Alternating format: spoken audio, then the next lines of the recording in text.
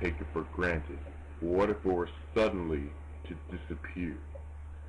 What if we had no right to voice our opinions, to discuss issues, to protest? What if we were forced into silence?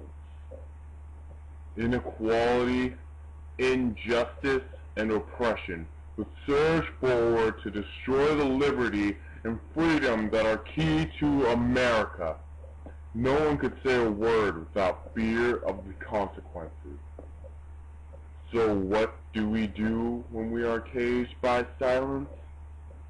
We speak.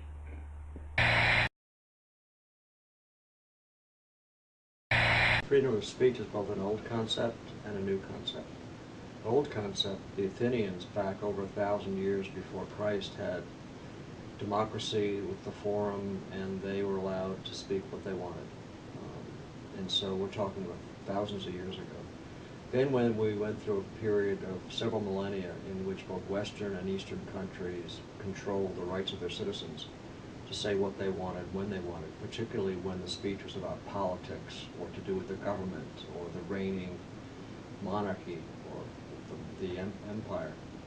Really the modern birth of freedom of speech came with the U.S. Constitution in 1787, which borrowed from the British tradition of free and open speech, although not as open as ours were. And the Americans decided in the Bill of Rights, the First Amendment to the Constitution, to guarantee freedom of speech for all its citizens. I can't believe Mr. Gordon made that 30-page essay he due next Monday. But you see, he at least gave us the chance to have teams. Yeah. Well, at least we chose an easy topic like freedom of speech. Are you sure you know everything about that? Do you know the origins of freedom of speech?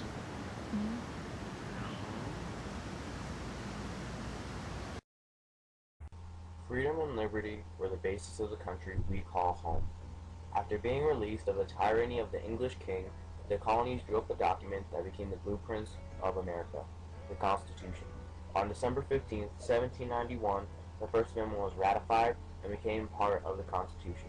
It reads, "Congress shall make no law respecting an establishment of religion, or prohibiting the free exercise thereof, or abridging the freedom of speech or of the press, or the right of the people peacefully to assemble, and to petition the government for redress of grievances." This became one of the most well-known amendments to the Constitution in America. It ensures the basic liberties of freedom of religion, freedom of the press, freedom to petition, freedom to peacefully assemble, and of course, the freedom of speech.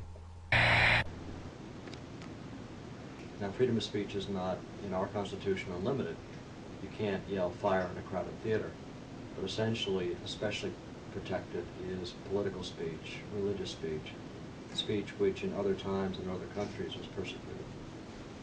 At this time, I have the honor to present to you the moral leader of our nation.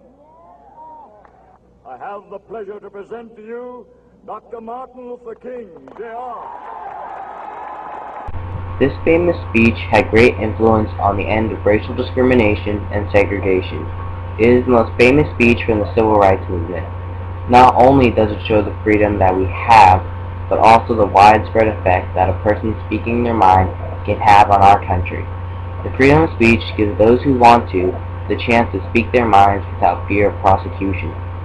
By going through mass protesting and later some lawsuits, African Americans and other minorities were able to achieve rights for themselves.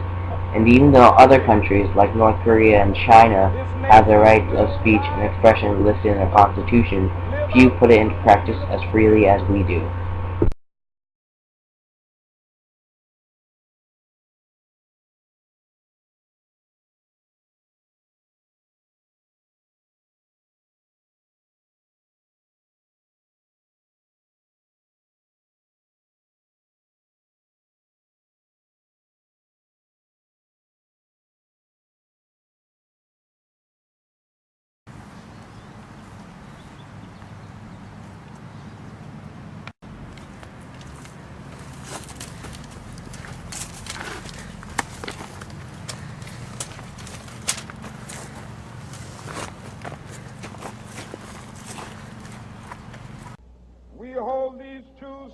self-evident that all men are created equal.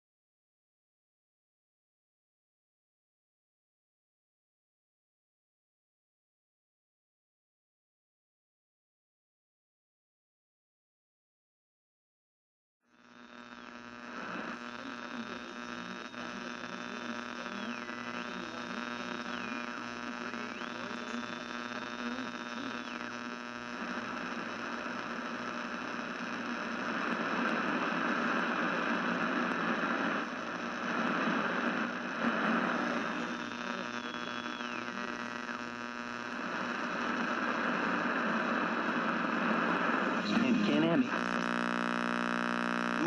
Nope.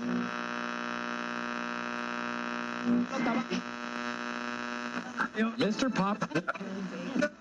Eat.